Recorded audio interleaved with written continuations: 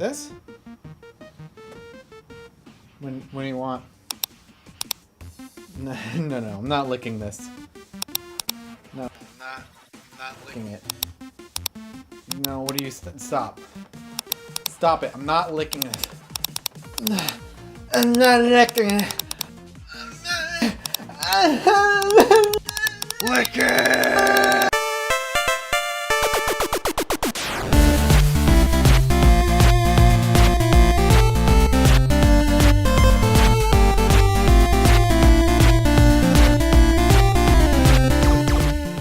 90s nostalgia is currently at an all-time high. Not that nostalgia is new in any way, but the ability to share it via technology and the internet is something that we've never seen before.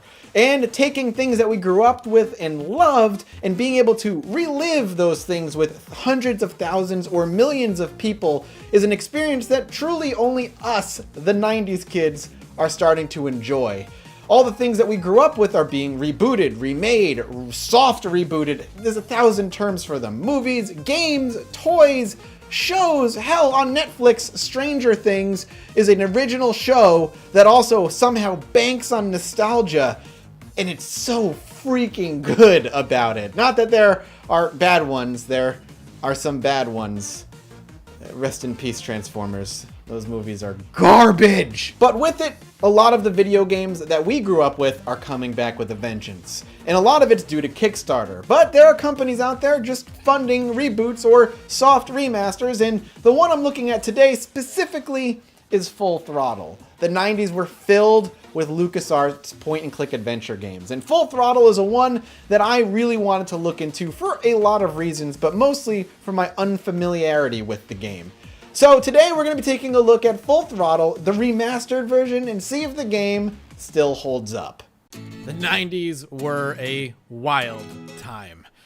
Frosted tips, boy bands, weird jeans with one pant leg pulled up, step out your door, you might get hit in the face with one of those late 80s mullets that somehow made it into the 90s on a head of a man who really shouldn't be having a mullet. And while fashion was experimental in so many ways, so were video games. Video games were still very much trying to find their footing in the world and to figure out exactly how best to represent their ideas.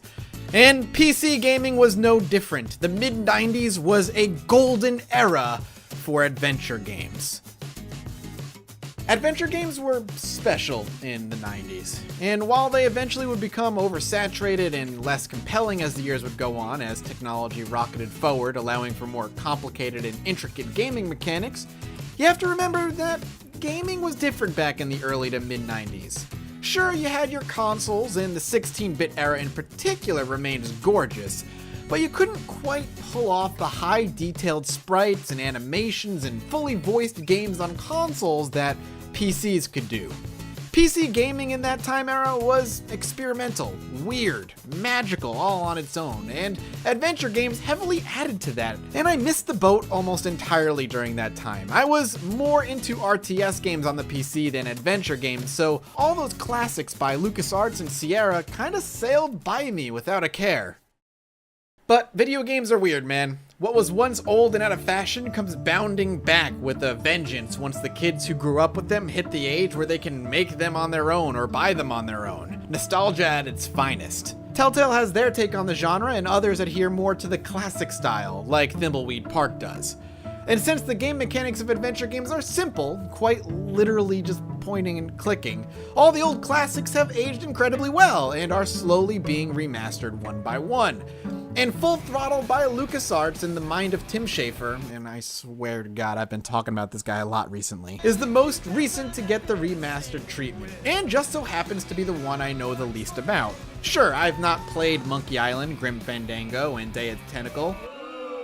Yeah, I know, okay, stop it, God. But at least in passing, I could tell you the plot of them and how they generally play out. Full Throttle, though, oddly remained a mystery to me, and that excites me. But, I mean, not in that way. Like, Dean excites me in that way, and especially when he's, his cute little face. Don't put your face on screen, Dean. Jesus, you're my editor, not the star of the show. But just saying, you excite me in a way that games don't. Games are exciting in a way that, the ladies aren't we open up and holy crap, this game has Mark Hamill in it. Well, no, just stop, cut the music, it's fine, it's it. Game's perfect. 10 out of 10, would play it again. God, I love me Mark Hamill. I would marry Mark Hamill. He excites me in a way that Dean can't. Mark Hamill is Luke. He's also the Joker. He is good and evil, yin and yang. Pee-hole in my bee-hole. We see our hero Ben leading his biker gang, the Polecats, down an abandoned-looking highway. He gives a monologue foreshadowing as to what's to happen, and like a proper douche, leaps over a hover limo, we'll get to that in a bit, smashing the front hood ornament because f*** it, I guess.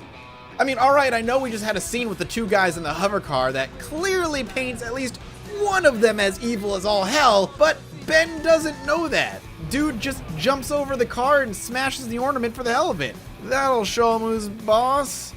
I mean, it's kind of rude though. But soon after, we find ourselves in a bar with Ben and his polecats and quickly learn they're lacking money badly and need a job of some sort. Cut back to the limo, and we learn that Corley and Ripburger are on the way to the bar to offer the polecats a job to escort them to a shareholders meeting. See, in this world, Corley is the last man in the country producing motorcycles anymore, and Ripburger has a nefarious plan to take over Corley's company and to begin to produce minivans.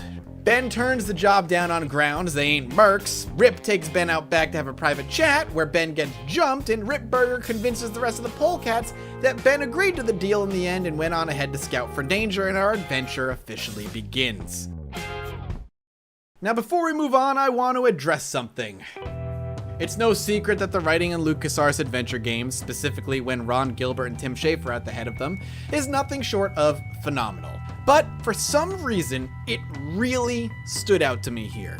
In less than 10 minutes, we've already got our tough-as-nails hero who don't take no shit, the villain who is menacing and yet still comedic with his weird minivan plot, and without spelling anything out, we learn that this world is some sort of Mad Max-style futuristic post-apocalypse with hovercars and businessmen who need a badass biker gang to keep them safe on the streets, implying that the roads are dangerous and perilous with things that are looking to kill other things. World building, visual aesthetic, and witty writing are already screaming through the screen, and the game doesn't need to sit us down and give us any exposition to show us this, which I find amazing. Anyway, from here we wake up in the dumpster, our keys to our bike are gone, our biker gang is missing, and we're left to figure out how to stop terrible things from happening in a classic point-and-click style by pointing and clicking. Something I fell in love with in Full Throttle is it's sort of, and I do mean sort of, like there's some quotations, and so I mean on the script there's no quotations, but I mean it with like quotations, sort of more adult theme here. It's still silly as hell, lighthearted, and safe for kids to play, but every so often the game lets you get a little violent, and the violence is necessary to progress. I mean, right out the gate, the bartender won't give you any information as to what happened, and you're the leader of a biker gang. What are you gonna do, beg him and give him pretty flowers? No, we're the leader of the polecats. We grab his big ass nose ring and slam his face into the bar. Now, I promised myself I wouldn't delve into too many spoilers here, which may just give away how much I enjoy this game. And the game, even if you don't know what you're doing, is pretty dang short with just a couple of really terrible puzzles that could potentially drag out the game longer than it's needed as you're trying to figure out just what the hell you're supposed to do next. So with that in mind, I'm going to try and be as vague as possible when I talk about the story. But I can't help but mention maybe my favorite character in the game aside from Ben, and that's Mo, or Maureen, a badass woman who also happens to be a hell of a mechanic with a mysterious and potentially dangerous past. She ends up saving you from a wreck you get in shortly after you're getting your keys back from the bartender, and starts to fix your now all messed up bike while also kind of saving you and fixing you up. She's witty, funny, doesn't take any shit, and before long, you're doing tasks for her to help both yourself and her to stop Ripburger's terrible minivan plot. And again, all of that is told through images and dialogue within a couple of minutes, and you're filled in. Family photos, things hanging on her wall, the things she says, all of it kind of adds to her past without the game giving you exposition. God, the writing in this game is so good. In fact, almost everything about this game makes it one of my favorite adventure games I've ever played. And a lot of the adventure games I played are more modern Telltale games, so that just tells you how well this game holds up. I've heard people talk about Full Throttle and say it's a bit too simple, too short, maybe too easy, but honestly, it's also one of the huge reasons I adore it. A lot of adventure games, especially in the early 90s, had you managing a massive inventory, combining objects, trying different objects on different things, pixel hunting, and wandering around the world, desperately trying to figure out what to do next, with fail conditions that could ruin your game. But Full Throttle keeps that wonderfully brief and doesn't introduce any no-win fail conditions. Your inventory is never more than 5 or so items. None of them combine, and when you move on to the next relevant area, most of your inventory is used up and gone, keeping objects you do have in a manageable number. You're very rarely stuck for a long time as your options are thankfully limited. And if you do guess the wrong thing, you'll get a hilarious dialogue bit or some sort of bonus hidden animation and an achievement to go along with it thanks to Steam. No, I'm not saying the game is blameless, by the way, or completely innocent, mind you. This is an adventure game, and from the mid-90s at that. There's bound to be a couple of awful puzzles in the game, and look, I'm just gonna rant about one in particular. Okay, so just hear me out, and if you've not played the game yet, consider this a spoiler for a puzzle you'll end up looking online for the answer for anyway, okay? But just listen. Okay, the bunnies. Let me set the stage, man. You gotta go somewhere, right? And there's a minefield, okay? And he just keeps talking about how you gotta go across the minefield, but he can't get there because he's gonna blow himself up. Now, not too far off on another screen, there's like this guy who's selling souvenirs, and he also has an RC car. Now, how the puzzle's supposed to work, okay, is you get a bunch of these toy bunnies, right? After you figure out how to get the toy bunnies, by the way, which is when you grab the RC car, drive the RC car off, gets the guy away from his stand, he chases the RC car while telling you you're not supposed to do that, gets him away from the stand, leaving you to steal a big box of bunnies, alright? So you're supposed to take these bunnies, and you're supposed to place them out so they walk onto the minefield and blow up all the mines, right? Makes sense, right? Oh, that's genius, Mathas. Okay, so you dump the bunnies out, and what do? They all hop into the minefield and blow up a bunch of mines. Then you try and cross, and what is it? Oh, no, Ben, you can't cross, Ben. Oh, wow, what's going on? Oh, I'm gonna blow myself up. Oh, okay, great. Then why did I just get these bunnies? Okay, so what you're supposed to do, and mind you, I spent like an hour trying to figure this out on my own. You go get the bunnies, and then you dump the bunnies out at the minefield. But before they can go into the minefield, you then have to go and grab each bunny and pick it up each individually as they're hopping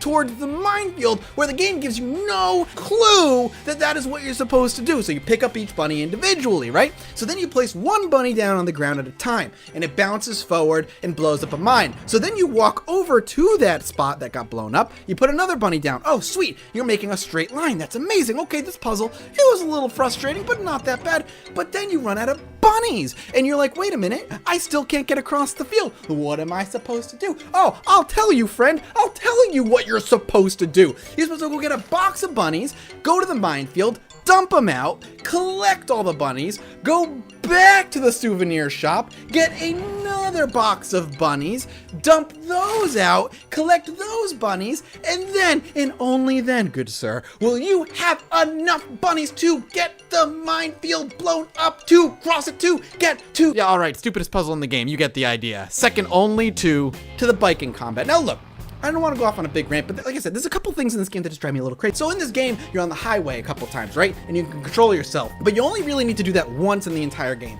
And when you're driving around, you're gonna come across these motorcycles, and these motorcycles are gonna have people with weapons, and you need to beat them and take their weapon, which will help you in a further puzzle later on in the game. I'm not gonna ruin it because that puzzle's not too bad.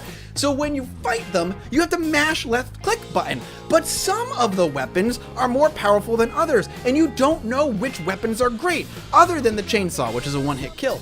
Take it my surprise when I find this guy who has a 2x4 and I start beating his face in with a metal chain and a spiked skull, and the dude hits me twice with a 2x4 after I've hit him like 5 or 6 times, and I go off the motorcycle and die. Not only that, but the controls, the way you move left and right is with the mouse. You don't even use the key. It's the freaking worst. It's so bad.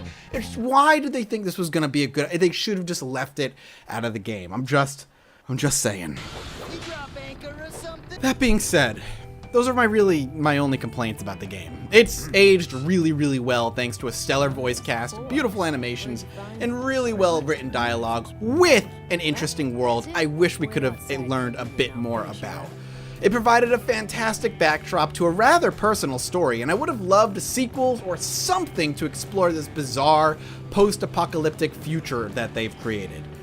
And the remastered version is absolutely the way to go here if you want to play it. Seriously, the updated visuals are smooth and look great, and with the hit of a button, you can actually swap between the old visual pixel style, which still looks great thanks to great pixel art, and the new one. Fixed your door. It was sticky. Moreover, you get something I loved, the highlight button. Hold shift and everything you can interact with glows, which is a lifesaver. I'm just saying, sometimes in these older games, you can't exactly tell what's clickable and what's not. Not that I missed a piece of meat in a refrigerator for over an hour or anything. I liked it a lot. Go get it if you're a fan of adventure games and comedy. Heck, even if you're not a fan of adventure games, I still think you'll find something to enjoy out of this game. And at most, it'll take you 3 or 4 hours to beat. I already walked into Full Throttle expecting something good. I knew that LucasArts games with Tim Schafer were well written, funny, and the worlds were great, but I still walk away surprised that Full Throttle is as good as it is. The world itself is presented so well, the characters well written, the animations and the way the game looks, both in its old and remastered version, are superb, and the voice acting is incredibly good. And all of this in a 2 to 3 hour package, something that I am grateful for because it was relatively short, but am impressed that they could do so much with so little time spent in the game. Now, I know there were sequels in the works for the game, but from what I've seen, thank God it wasn't done. The little bit of game footage that were there for the sequels looks freaking awful, and an era of the late 90s. It was all done in that old 90s 3D style where they're still trying to figure out computer graphics. It doesn't look very good. So before we go, I want to give you guys one question, as always. What's your favorite point-and-click adventure game? Are you more of a fan of the new stuff like Telltale, the old stuff like Full Throttle, or somewhere in between like Thimbleweed? There's no wrong or right answer here. I'm eager to see what you guys think in the comment section below, and I'll see you next time.